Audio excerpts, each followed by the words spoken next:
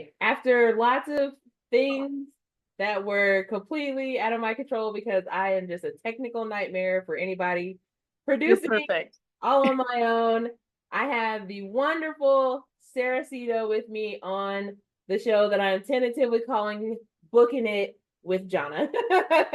I love it. I love it. Thank you, thank you, thank you. Sarah is doing a re-release with Four Horsemen Publishing of her book, The Soundtrack to Your Scream, which let's talk about the title because we love it. As soon as I saw it, I was like, okay, Yep. you more. So the soundtrack to your Scream, that title, so that actually was a playlist title I had on Spotify. So I was like, because it was Halloween like music, for Halloween parties and stuff. And I'm like, yeah, soundtrack to your Scream, let's do that. And then I was writing the book, and the book associates music with murder, and I'm like, okay, this thing, we'll just dive right in and keep it going. So that's how the title came about. I pulled it from one of my playlists. Yep. Look, I'm not mad at you, okay? I love it. I love I love to hear stories about books that were made because of playlists, and I love books that include playlists in them. Yep. Like I'm like, yeah, tell me what you were listening to while you were writing. Yes. Oh, Yes. like what was I brain, you know? Oh my gosh. Yeah, the playlist I have for when I write is titled Lorien Hollow, and it's about 25 hours long. But it gets me in the zone. It's like the perfect atmospheric music for that spooky, southern This vibe. is the first book in the Houses of Lorien Hollow series, I'm guessing. Yep. Um, when I saw the word hollow and I automatically thought Sleepy Hollow. Mm-hmm. And then I was Yes. like, Yeah. Yeah. So I'm a I'm a word nerd, to put it lightly. So like certain words really turn me on in a way. So like hollow is one. And I'm like, yeah, let's put a hollow in Florida. That is not geometrically like or geologically possible, but we're gonna put one in Central Florida. Let's just pretend. So I yeah, was I created a town that's Lorien Hollow, fictitiously is situated about an hour inland from St. Augustine. So yeah. look, I was here for it. They said Florida, and I was like, I feel like there would be a hollow in Florida. Why not? Yeah. And No it's one no one has said anything. Like there hasn't been that one person to come out and be like, excuse me, ma'am. But like, have you ever actually seen every single part of Florida? Probably exactly. a hollow there somewhere. There's some, yeah, yeah. All right, so this book is on pre-order now on fourhorsemenpublishing.com. You can pre-order it now. It'll be available on October 19th. Can you Yes. kind of give me a synopsis of what it's about? Because I mean, I read the synopsis, obviously, but like for the Mhm. people watching or listening, like just Yeah. what it's about and kind of what drove you towards that plot line. Sure, absolutely. So a little backstory on my writing career. I started writing in 2018, and the soundtrack to your Scream is the first thing I've ever written. I have never, I went to school for my bachelor's for marketing in high school. I just kind of cruised along. Like I don't have any formal writing experience. So this was just diving right in. And it all came from a really bad job situation I was in. I was working the dream job from hell, basically. Like it was, I worked so hard to get in where I was, and I wasn't happy. So I had this crisis. What do I do? Where do I go from here? So I talked to my psychiatrist, and she's like, "Look, just try journaling, write it out." So I got home that same night. I remember the night. I got home, I opened my computer, and I was like, okay, we're going to journal this out right now, Sarah. Let's get it out. So I started journaling and I started getting upset because I was just reliving the same trauma, it felt like. And that's not to discount journaling at all, because it works for so many people and it's so beneficial. But for me, it was hard. Yeah. So I backspaced everything and I just stared at the page and I'm like, you know what? I want to get lost. So I created Lorien Hollow. A sentence became a paragraph became a page. 93,000 words later, I have my my first book. But the storyline, a lot of it is my personal journey interpreted through the eyes of my main character. So she is a heroine. She is a badass. She's addicted to Twizzlers and Sprite. She's curvy. She doesn't care. She's short. She leads the men. She's Honduran. Like she's so multifaceted. So her name is Joan. She's an experienced guardian in Lorien Hollow verse. So the way that it works is the town was founded by 5 different houses. Each house is home to a different evolved species. So there's immortals, conjurers, necromancers, sanguivores, which are my vampires, and shapeshifters. Now there is a 6th house, and that 6th house is the guardian house, which are basically humans who police the crimes and keep the secrets between those evolved houses. So supernatural police, basically, that's Joan's job and her partner Carter. Why in the soundtrack to your scream, while she's investigating these ritual murders that are happening, she starts uncovering conspiracies about the town she could have never fathomed. And that's where the betrayal comes in. That's where the conspiracy comes in. That's where the cliffhangers, twists and turns. And The cliffhangers. Oh man. Cliffhangers, they get me every time. At least, but at least people know, because it says number 1. Yes. So people know that there's gonna be more. Yes. What's important, because a lot of books don't tell you that there's more books. Right. Right. When I first wrote this book, I remember I got my first review from a beta reader. I was so scared. I was terrified. I'd never done anything like this. So I'm like putting myself out there in a very vulnerable way, because writing is very personal. So so my first review, she raved and I cried into vegan lasagna. And the owner of said cafe in which I was eating at came over and she's like, the lasagna was that good, huh? And I'm like, yeah. Yeah, it was. I'm like in tears still. I'm like, it's so good. I love it. Yeah, so she loved the twists and turns, everybody. And then by the end of that long review, she's like, please tell me there's going to be another one because of the ending. And I'm like, absolutely. So I'm currently writing the 3rd book. The 2nd book, The Reverie of Recompense, will be released next spring. I love the alliteration that's going on. Yes, yes. And the one I'm writing right now is The Fugue of the Fallen.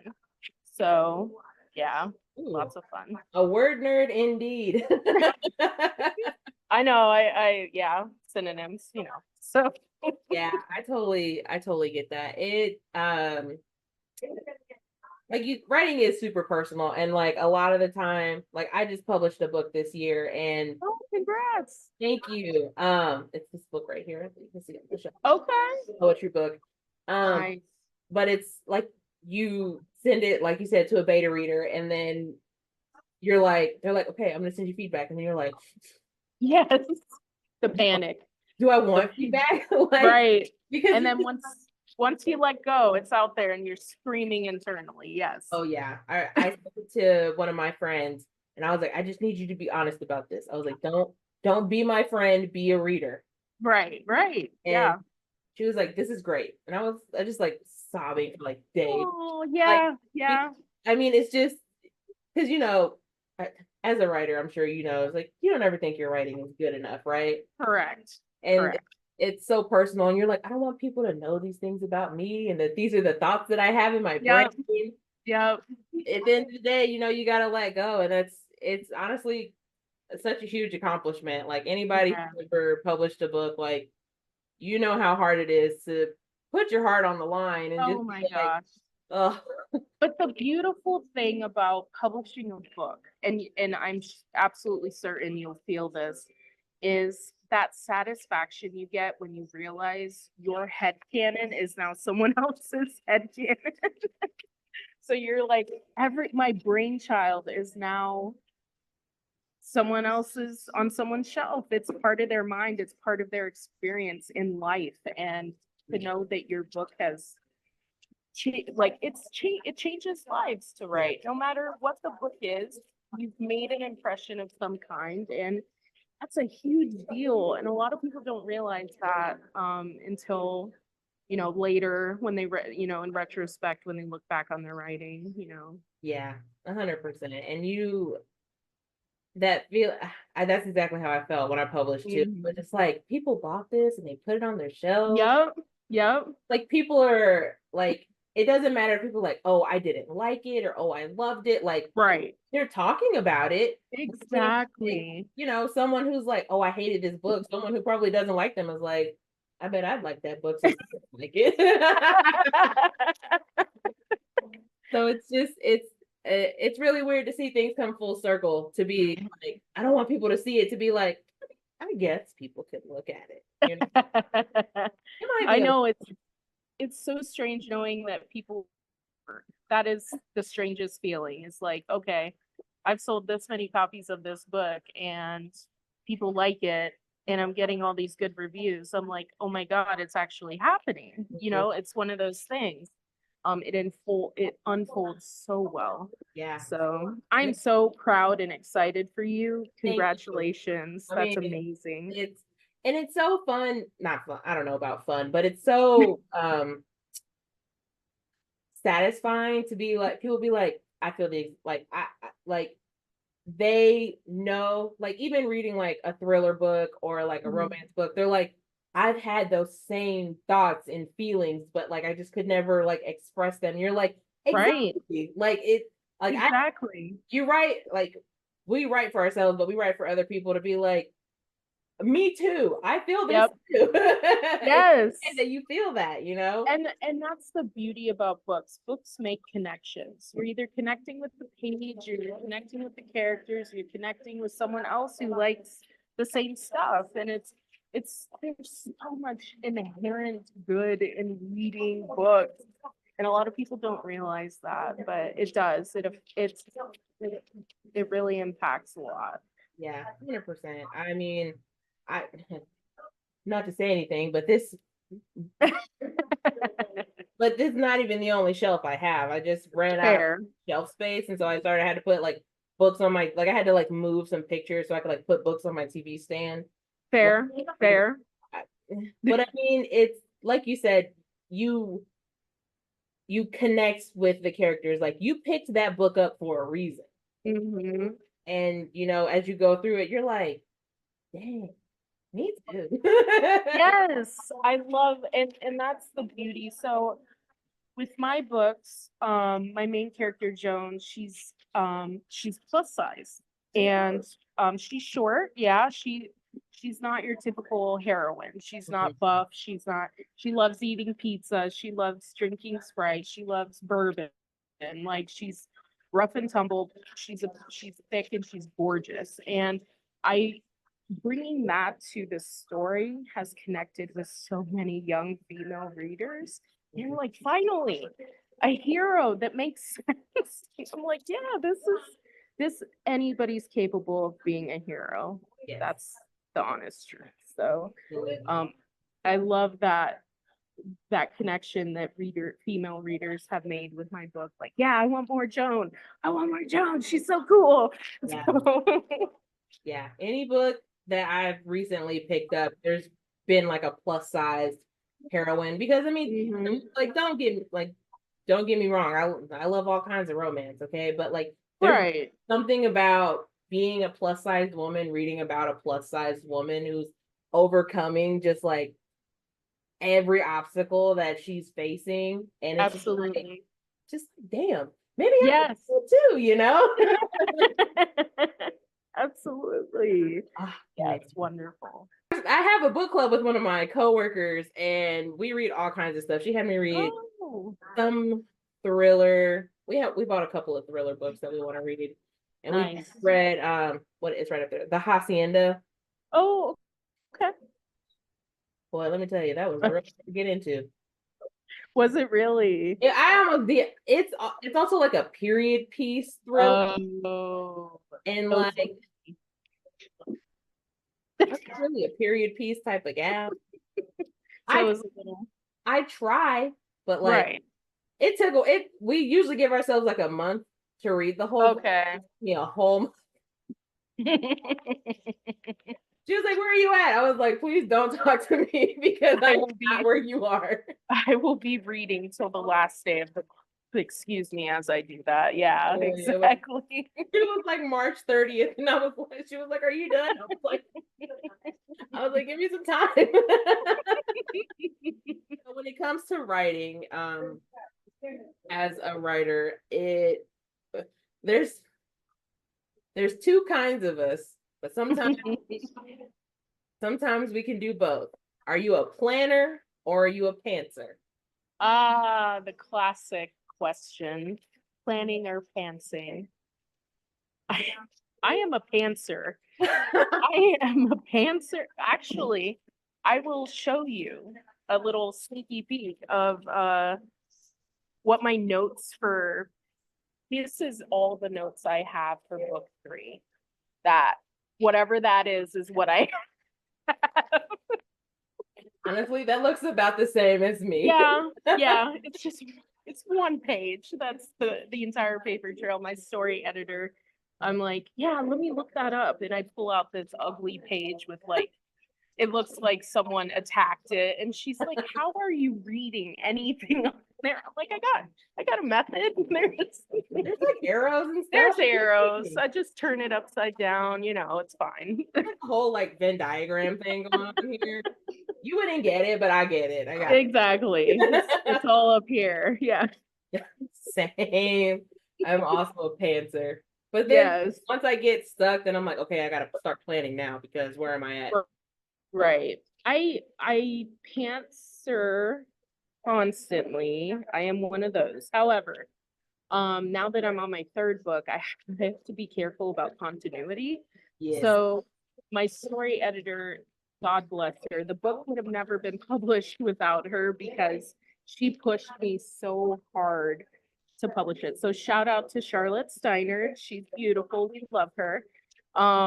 She she always she always makes sure that when I'm writing it's good and cohesive. So even though I have my crazy, she's like, okay, you wrote this in this chapter, but you do realize she already died last book. And I'm like, oh, did she now? Well, we I'm like, resurrected her, obviously. We just missed that scene. I'm like, yeah, exactly. And I'm like, okay, I'm like, Shar, can I bring her back to life? And she's like, I don't know, you got to figure that out. But she keeps me in check with the continuity, and it's so hard now because I just want to go.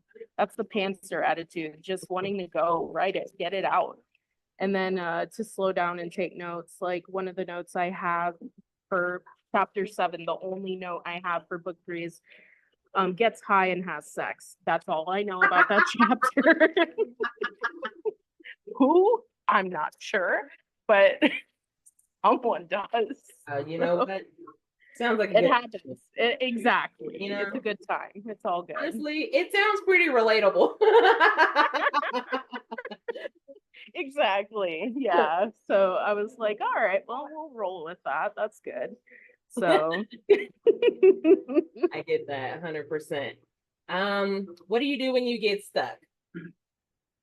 when I get stuck, I usually spiral and the spiraling of oh my God, what is happening? But usually I have to come to my writing space, which is this. I do my writing mainly at Starbucks here in Fort Myers because when I wrote my first book, it was entirely done. Soundtrack was entirely done here at this Starbucks. My second book here. So this is like my haven for writing. And it's just it's been wonderful. When I get stuck, I come here, I'll get a coffee and I'll just, kind of browse around and then see if the inspiration hits. When is book 2 coming out? I know that book 1 is coming out in October. Yes. Releasing in October, but when is book 2 gonna come out?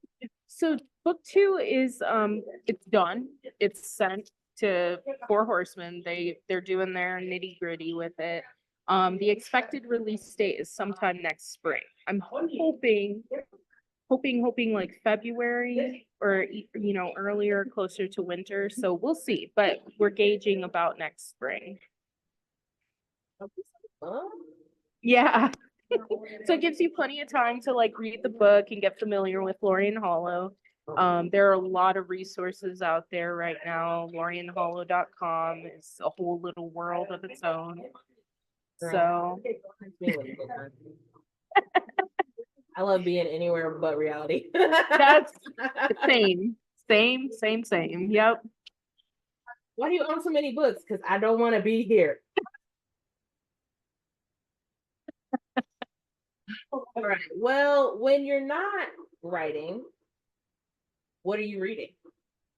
Ooh. So my favorite author and an author who is currently reading my book is R.L. Stine. So I will read everything from that man. I've read everything from that man since I was in middle school. Wow. And he currently has a copy of my book, the first edition. And according to, so a little like side note here, the Houses of Lorien Hollow is currently in pre-development for an on-screen adaptation. Yeah, so it's very early stages, but I've had a couple of studios look at it. And I'm currently working with someone from R.L. Stein's team who loved the book and is like, let's get Bob. His name is Bob, which is so weird to say. Let's get Bob to read it. So I'm like, yeah, absolutely. I'd love for Bob to read. I just want to call him RL. I'm like, I don't feel uncomfortable calling him Bob. Excuse me, but his name is RL. Yeah, hello, Mr. RL. Yeah, it's so he is currently reading it, and anytime I have time to sit down with a book, it's usually an R.L. Stine Fear Street novel. Loved Fear Street, and you'll see my writing style follows his. So there's a lot of fast-paced prose. The book goes by quick. Most readers end up binging it in one sitting or one day. It's the writing style is very similar. It's very similar. Because I love a good thriller. I love the pace. I like to keep things lively. So, you know, seeing what R.L. Stine has done and reading his work over the years, it really left a lasting impression. So, aside from him, I love Carolyn Kepnes. She did the U books. Those are excellent. Probably Christopher would be next. But yeah, I love horror and thrillers. Like if it moves fast, I'm in it. I have trouble reading slow burns. Those usually, yeah. I have trouble with them. Yes. There's nothing wrong with a good slow burn, but dang, I get so like antsy reading them. I'm like, come on. You don't gotta tell me. I've read some books that are like, because I've been trying to like I mean, I read romance books because like they're light and fluffy or whatever. But like I've really been trying to get into thrillers and stuff like that, or like more like fast paced because like I love a good insta love or whatever. But like sometimes sometimes the thrillers just they don't catch me quick enough, and I know that they are great most likely because they wouldn't be a complete like genre and like have millions of views and copies sold and all that stuff if they weren't good. Right. But it's just they don't grab me immediately, and Right. I'm like, how come nobody's murdered on the first page? So the first line of the soundtrack to your scream is, if I'm not mistaken, because I've read it a million times, I'm gonna try to do it verbatim right now. Her eyes were cut out and her mouth was sewn shut. Um, her eyes were cut out and her mouth was sewn shut. What's even more disturbing is that her tongue was missing. That's the first line of the book. And a little story with that. I got rejected so many times from literary agents because of that line. They were like, no, this is too grotesque. I'm like, you haven't read the book. Y'all ever read a horror book? Exactly. Thank Honestly, you. I've read like smut books with like war, like like dark romances. Some of that stuff they be saying. I'm like, what are y'all doing? Like, Exactly. Yeah. I love and that, that's, I have to have a hook. If I'm not getting a hook, I'm not going to read it. I want to be able to give my readers a hook so that they're like, ooh, whoa, whoa, whoa, what's going on here? First chapter, you write in the action with the soundtrack to your scream. Second chapter, back in the action. Like, the book itself is horror supernatural thriller, but there is so much action. There's gunfighting, there's swords there, even though it's modern day, there's like, swords. You get silver bullets, there's training rooms, there's shooting ranges, there's explosions, there's muscle cars, and like you get a lot of action combined with the horror and thriller elements. And I just love dragging people into the action right away because I'm like, yo, you're on the roller coaster. Here we go. This is it. So honestly, I'm here for it. Because really that is the hardest thing for me when I'm reading a thriller is like, what's going on? Like, why are you dragging this out? Just tell me that they're murdered. Like, right. no, Right. I what did I just recently? I didn't read. I listened to it. Mhm. Oh gosh, what it's called? She Started It by. Oh god, I'm gonna say their name completely wrong, but I loved it. It's Okay. I listened to it on Audible, and there's 4 different narrators, and they're all British. Oh, that's fun. Oh, dude, it was so good. Like, it's not very like scary thriller, but like Right. definitely, it's more like suspense. Uh, she Started It by Sean Gilbert. Okay. Uh, Got it. if you want, I mean, if it's like about these what 4 or 5 girls who all went to school together, Mhm. and 4 of the girls were bullying another one of the girls while they were in Mhm. school, and now they're all grown up, and the girl that they bullied invites them to this private island for her bachelorette party. Oh. Oh, wait a second. This sounds extremely familiar now. I may have seen this book. It's so good. Okay. I bought it on Audible. Like, I think I even pre-ordered it on Audible. Like, I used my Oh, Audible credits for it because I was like, me and my friend were gonna like book club it, but then like, you know, so yeah. so then I decided to listen to it while I was like working, and Right. so then I was listening to it while I was working, and then I was getting hooked, and then I was like, just listen to it in the car, like fine. Listen to it while I'm washing dishes, Yeah. And And then like, suddenly you're like enveloped in it. oh yeah, and then I mean the twists and the turns and like, Mm. I mean, there's only like 5 of them on this like private island, and then like people start showing up murdered, and like someone goes missing. Like, it's like this whole thing. I love it. Oh my I god, love it. it's so good. It honestly, if you want like a good like suspensey type thing, like Mhm. She Started It by Sean Gilbert, like that. I was like, okay, I can. I was like, I will continue to give this genre a shot Nice. because I that book really got me. Good. Yeah, thrillers are my baby. I will advocate for thrillers as the day is long. Um I currently work, my day job is as a 12th grade English teacher and a creative writing teacher. So love that. yeah, so I keep in my classroom a library because unfortunately nowadays there aren't libraries in the high schools down here in Florida.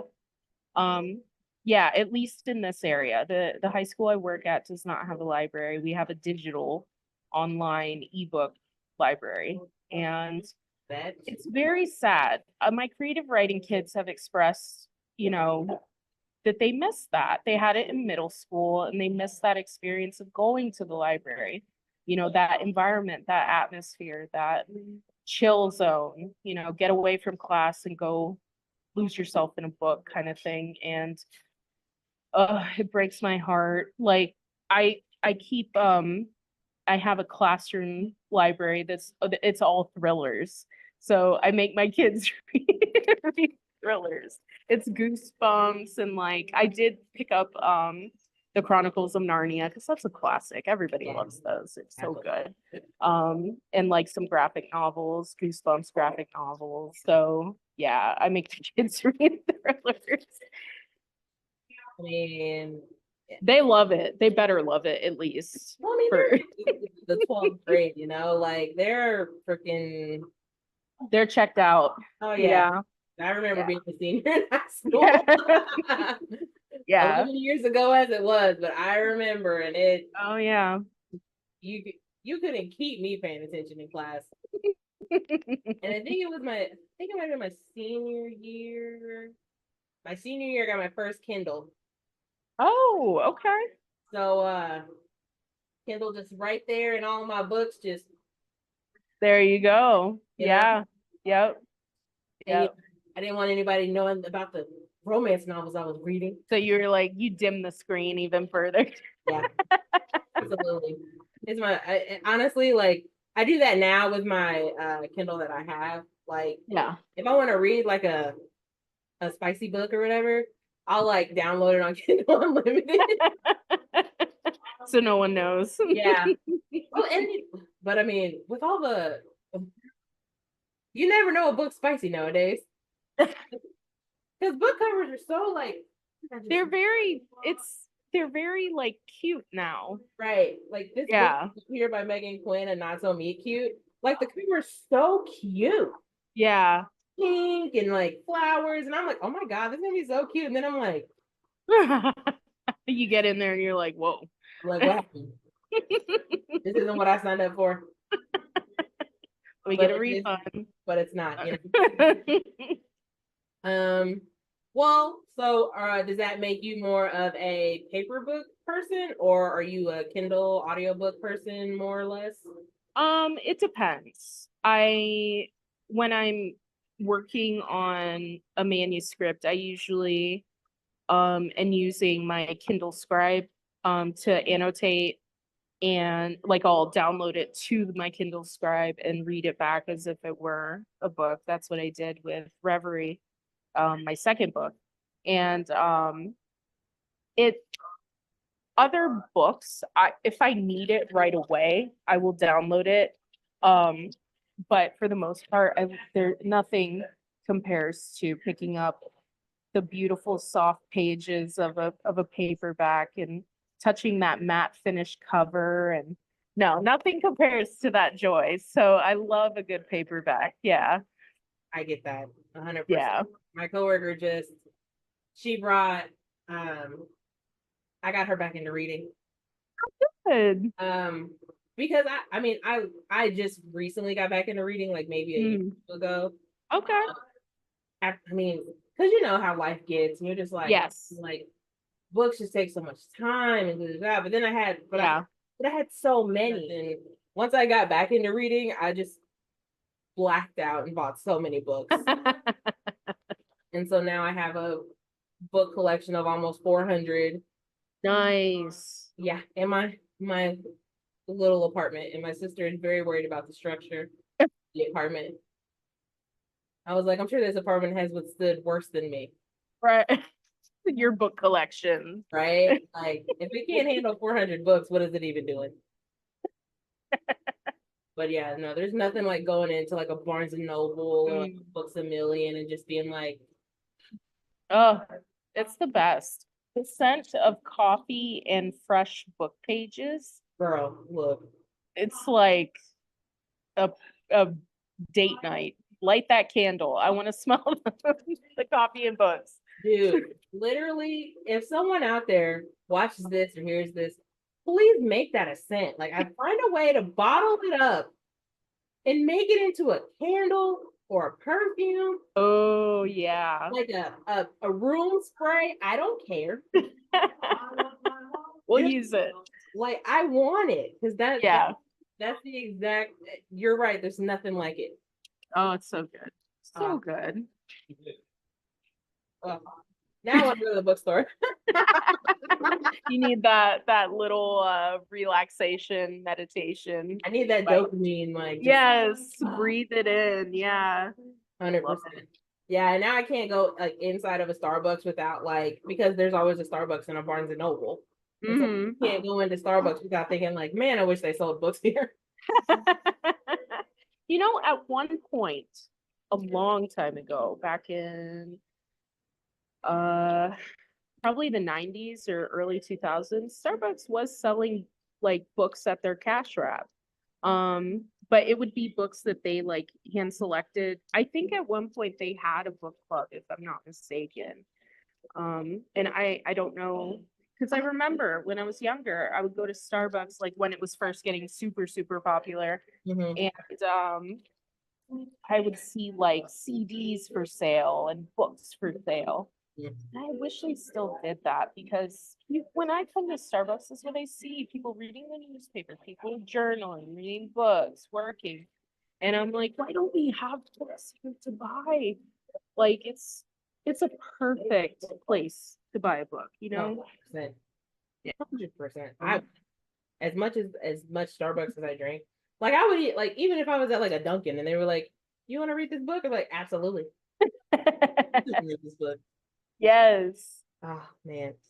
So what I need for you to do, Sarah, is Yes. to open a Starbucks where they also sell books. And then I'll come get to Florida and check it out.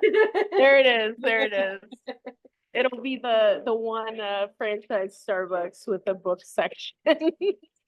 You never know, man. With it, Yeah. I mean, reading has, I mean, when I was younger, like reading was not like the cool thing to do. Much Right. like anime wasn't the cool thing to watch. Right. Right. But in recent years, because when I would tell people that I read, why do you read? Oh. Reading is boring.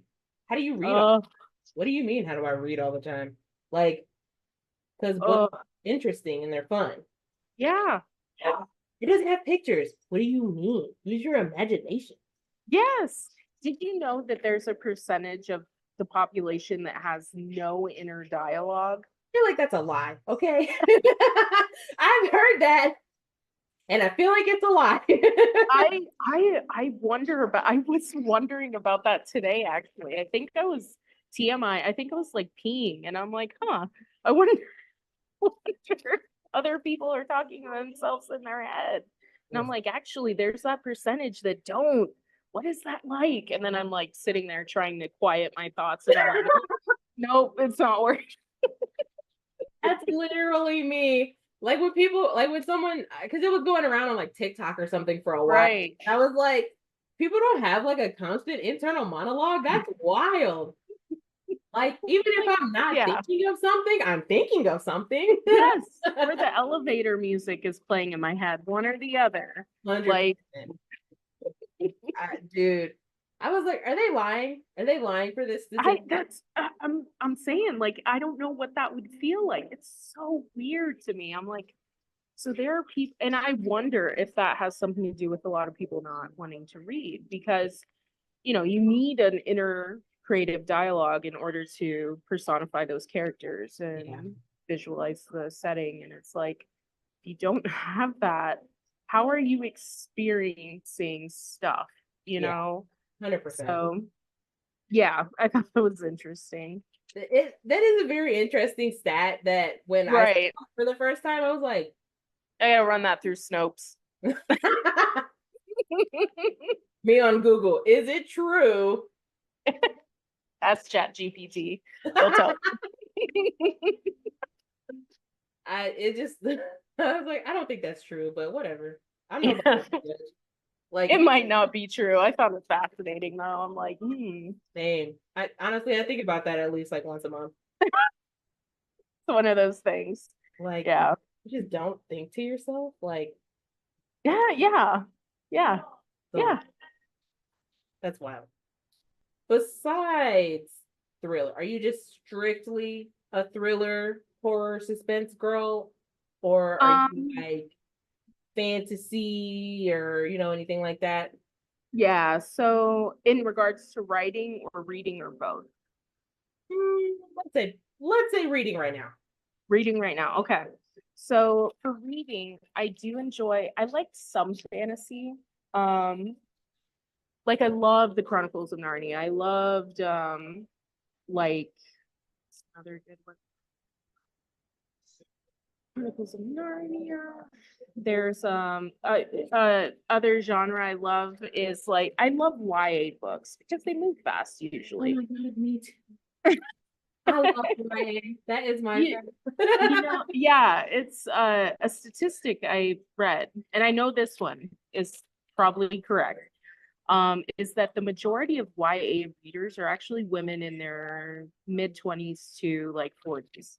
Mhm. And I'm like, that's interesting, but I totally get that because that's the community. And YA is like so versatile. So I like reading middle grade sometimes. Like I'll revisit like the A Series of Unfortunate Events. Ah, Love those books. Lemony Snicket has I a chokehold, okay? I actually I this is so dorky. So Lemony Snicket, I actually like this was a while ago. I was in my 20s. So, which makes it even more dorky. But I wrote a birthday card in code to him and I like burned the edges so it looked all yeah. So I wrote him a birthday card in code, and the code said "Happy Birthday, Lemony." But the message was all like weird and cryptic. So a month later, I got a postcard in the mail written in code from Lemony Snicket, and I was like, "Oh my!" I freaked out because I collect postcards, and Yeah. I'm like, "This is perfect. This is the gem, the crowning jewel of my postcard collection right now." And it's just so cool. I love those books. I love the way he incorporated such high level vocab for young readers and kept the story going. Even though it's darker to read, Mhm. it's so good for kids. So good. Yeah. Um, so I do love a little bit of YA every once in a while. So Yeah. Half my book collections YA. Like, if I nice. can't find anything in the romance section, I'm like, I'll be in YA if y'all need anything. 'Cause Exactly. I mean, like you said, like it is pretty fast paced and like a lot of YA books now are I noticed when I like went into the store, a lot of them are fantasy, which Hmm. I didn't realize. I was like, oh, Yeah. yeah, I was like, Yeah. weird. But then I was like, well, when I was a teenager, I would love to escape to a different realm if I could. Right. So like I understand like wanting to Right. write, YA and especially like YA fantasy, especially like for Mm. kids now, because kids now definitely probably want to escape to another realm. Exactly. Yeah, I think you're absolutely on the ball there. Like that is the escape, like wanting to dive into a world of unicorns and dragons and griffins and Pegasus and um that is that's the dream. I wish I were living in that world right now. Um, but yeah, definitely agree with you on that. And a lot of YA books are so sad. Or they're like Yes. they're really dark too. Yeah. Yeah. Are you guys okay? And that was something that so someone made a comment when we were talking about um developing Lorien Hollow for a screen adaptation. And he said, I was like, yeah, the books they were originally going to be YA demographic, but we're moving them to adult fiction because of the content in book 2. And he's like, he's a producer. So he's like, you know what? Kids these days, maybe 12, they're not actually 12. They're 22. So, and I'm like, you know what? That's not wrong. I see it in the halls every day at school. They're reading really compelling, dark stuff. Anyone who is reading, they're reading like Stephen King or John Grisham, or, I'm like, dang, y'all are booking it literally. And I'm Y'all are way ahead of me because y'all should have yeah, seen I'm what I was reading reading in high school. reading the Haunted Mask, like Goosebumps book, like where I'm at today. I can't read John Grisham. I can't do it. Oh man, yeah, it's my niece is, how old is she? She's 15, I think. 15. And for backstory on me and my family, I have 10 nieces and nephews. And Mhm. my second oldest niece is 15. And her and her two brothers, whenever it's their birthday, Mhm. I'm like, okay, we're gonna go to Target and you can pick out whatever you want within reason. Within And reason, yeah. within reason. I'm like, I give them like a budget. Yes. But 90% of the time, the budget ends up not being a budget, Yes. because you're the Yeah. little auntie, so like, Exactly. Same. I am that person as well. Yeah. but she picked out this book, and I think it's One of Us is Lying or Yes. something like Yes. that. And I was like, It is. it, Yes. I watched the show on Okay. Peacock. I didn't read the book, but my niece read the book, and she Yeah. said it was so good. But I mean, just from like reading the jacket of the book, I'm like, That's wow. deep.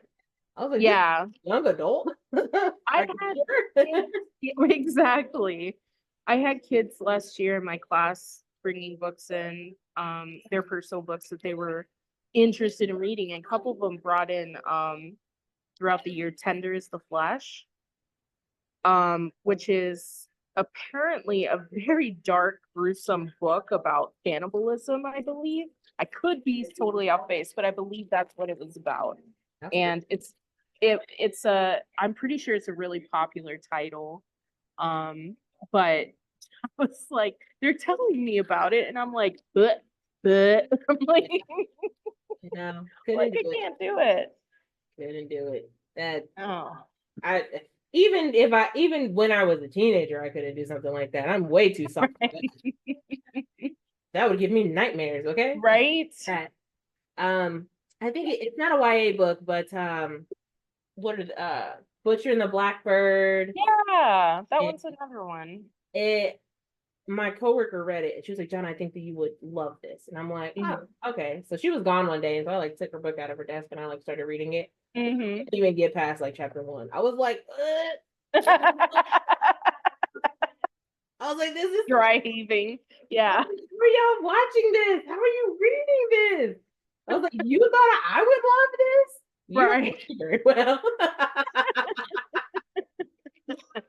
But like, I guess I don't understand the fascination with it, I guess. So, Right. which is why I didn't read it. But like, I mean, to each his own. Like, as long as nobody Yeah. take a bite out of me, I don't really personally care. Honestly, like last year, I'm like, I'm just freaking glad you guys are reading. I don't even care anymore. I'm like, Yes, glad you're reading. that's me. Like literally, my niece is like, I want a book. Okay, bet. Hell yeah. I'll buy it. You want the whole series? I'll buy it for you. I don't care. I know. Like, but I don't know. It's haven't a lot of YA is either fantasy, dark, or sad. Just Yes. sad. Yeah. Again, are y'all okay? Like, what Exactly. Who hurt you? for real? I think I don't know. I don't know if it's YA and it's somewhere on one of these shelves. My friend bought me You've Reached Sam. Oh. And first of all, it's like I haven't even read it yet because I'm like, I don't think I'll be I gotta be in like the right headspace to read that. Because Okay. the female main character's boyfriend dies or something like that. And so like she just calls his voicemail to hear his voice. And I'm like, absolutely not. Like, Oh, thanks. I couldn't do that. that sounds so sad. Right. And then he read They Both Die in the End. Oh, Lord have mercy. I was like, Joey, do you need a hug, bro? Like, what's wrong? Like, I mean, dang. Like, I mean, Yeah. I if a book is like sneakily sad, I'll be like, okay. But like you're telling me right in the title that they It's both gonna, die, yeah. I can't do it. Sorry. Yeah. No. I don't like crying. So, so like certain books that'll, tug at the heartstrings. I'm like, I can't do it, guys. Oh yeah. Can't do it. Yeah. So I think I tried to start reading, and it's like huge on like book talk. And mhm. I think it's called A Thousand Boy Kisses by Tilly Cole. Okay. I don't think I've heard about her. The cover is beautiful. Oh yeah. It's for look, I'm not gonna lie to you. I'm a cover girl. Same. Like, don't judge a book by its cover. I absolutely will. I absolutely I do the same thing. I was with my friend at the bookstore and I bought the first book in a Bridget Kemmerer series. I had never read a Bridget Kemmerer book in my life. And Right. I looked at the cover of this hardback book and it was gorgeous. Oh wow. I was like,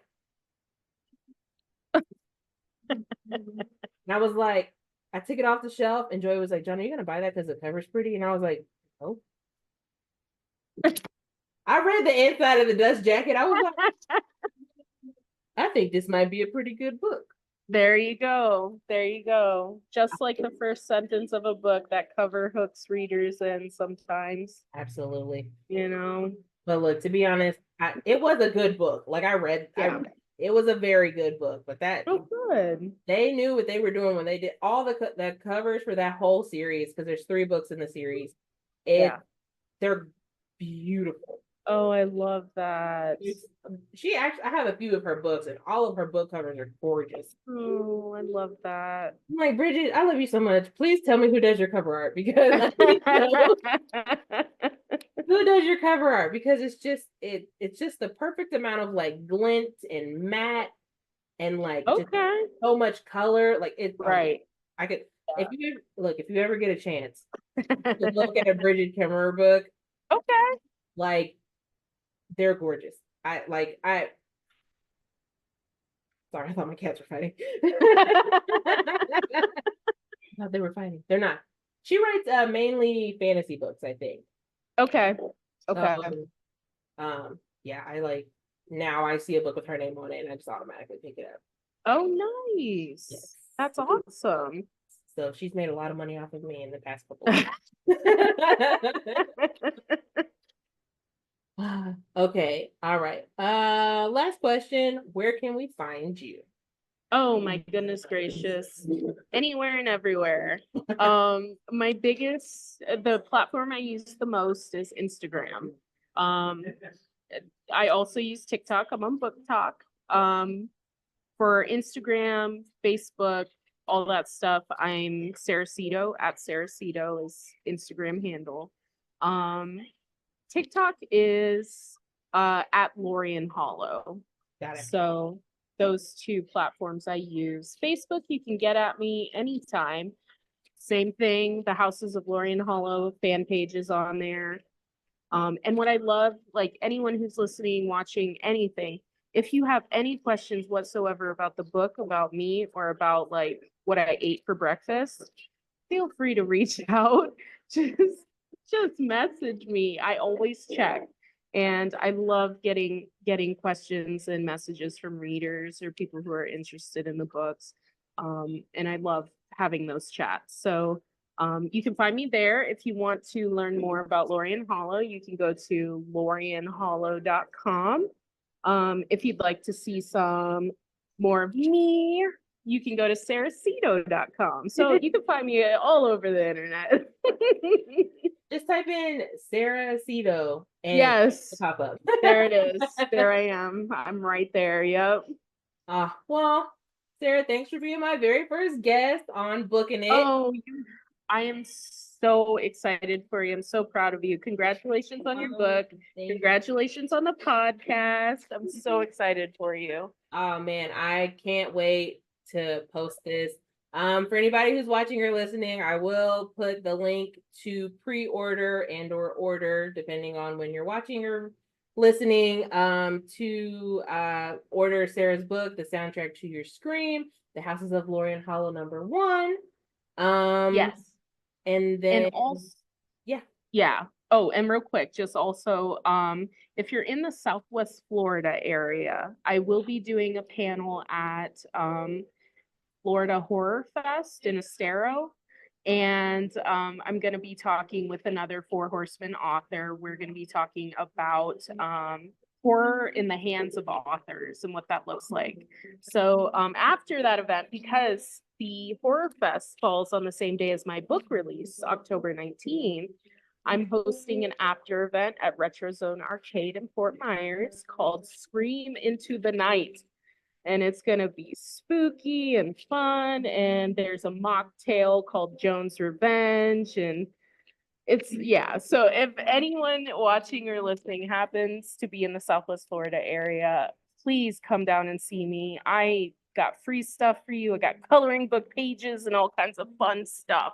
So, and to launch the book release, I am going to be hosting a giveaway where you find out what house you belong to. And in doing so, you're entered to win a virtual pizza party with me. So I would send you a $100 Visa gift card and you can invite your friends, get your food, get your snacks. I will sit and chat. I'll do some readings, give you some exclusives, and do a giveaway. So if anyone's interested, lorienhollow.com for those updates. Yay! That's gonna be so awesome. Yes. Well, Sarah, congratulations on your book being released. You as well. Thank you. I mean, I can't wait. I'm definitely gonna be like putting in my order because I now want to really read it. Like you had me like when I saw the word hollow, obviously. But you also had me when I saw the title because I was like, yeah. Yeah. Awesome. And spooky season is right around the corner. Yes. And this book is coming out right around spooky season. So yes. It's like it's meant to be. It's meant to be. I love it. All right. Well, guys, I will include the link to pre-order Sarah's book in the the description. And then hopefully I'll get to talk to Sarah again. Absolutely. Anytime. I am here for you. I'm here to talk. I'm here for it. And thank you so, so much for having me as your first guest. It is an honor and a privilege. Thanks for being my first guest. I could not have asked for a better first guest. So I really appreciate you taking the time to talk to me and dealing with me and all of my technical difficulties. You're perfect. It's fine. You're good. All right. Well, thanks, Sarah. Thanks everybody for watching or listening. There will be more Booking It with Jonna as soon as I can get my life together. Thank you, Jonna. Thank you, Sarah.